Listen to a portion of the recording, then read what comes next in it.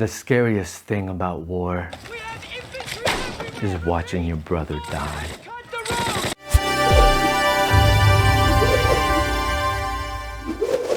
I tend to like realistic war movies and TV series like Band of Brothers, which I recently watched on Netflix and is the subject of today's review. Until now, the real question was, why do I like war movies, besides the usually big explosions and surround sound?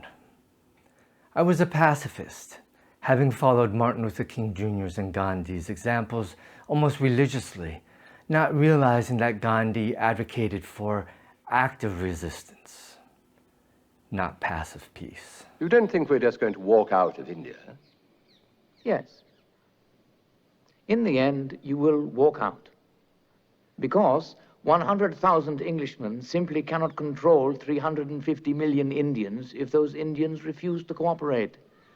And that is what we intend to achieve. Peaceful, non-violent, non-cooperation.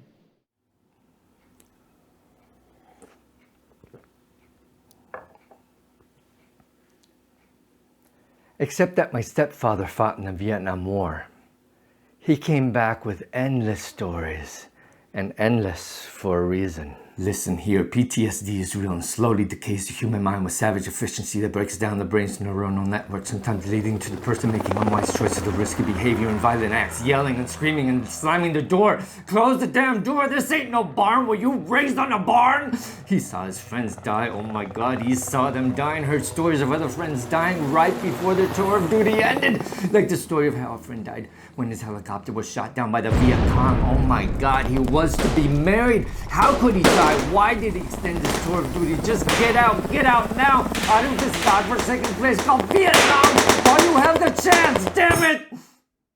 Consequently, why do I like realistic depictions of war? The Band of Brothers series answered that question. They helped me understand what my stepfather endured, what his mental anguish did to him at an early age, and why he shielded me and my sister from military service. Basic training in the Army is something I never got the privilege of experiencing. The drill sergeants, strength and endurance training till you drop, social conditioning, teamwork building, weapons training was beneath what my parents advocated and taught. Yet I sometimes wish I had the basic training and tour of duty experience.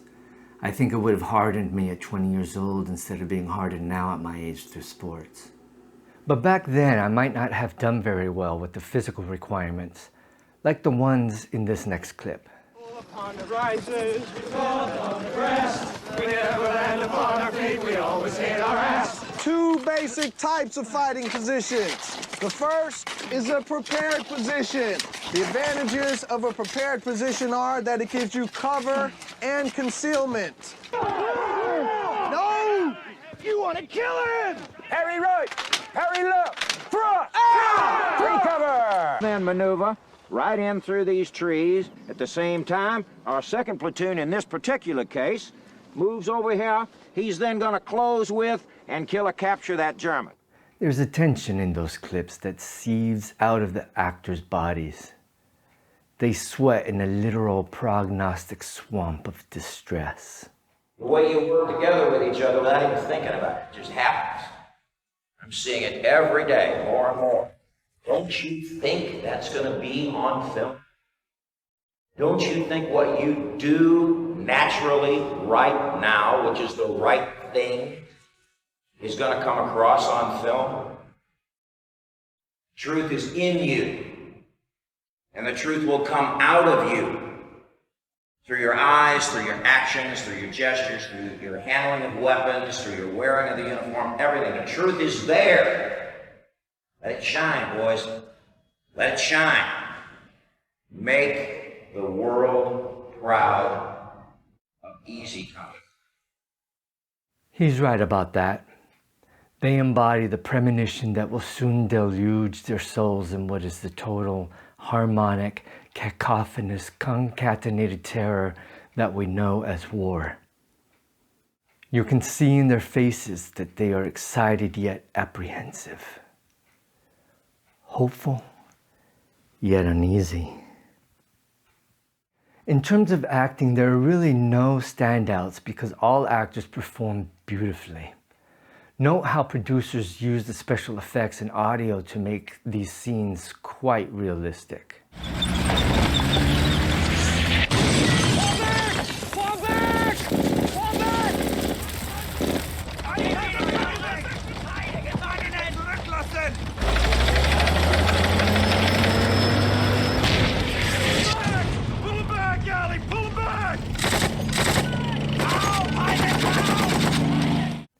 Each soldier displays a heroism heretofore unseen by the uninitiated and presented to us purposefully.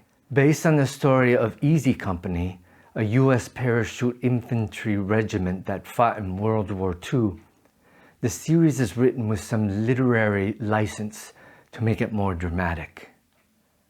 I liked that drama. Sometimes you expect it. Like when our heroes take out German artillery guns as a planned invasion on the front lines to clear the land of major enemy obstacles.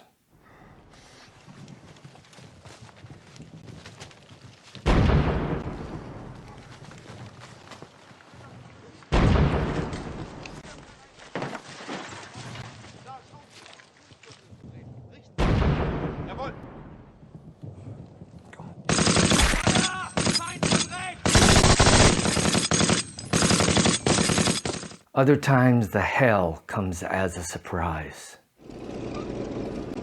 Lieutenant!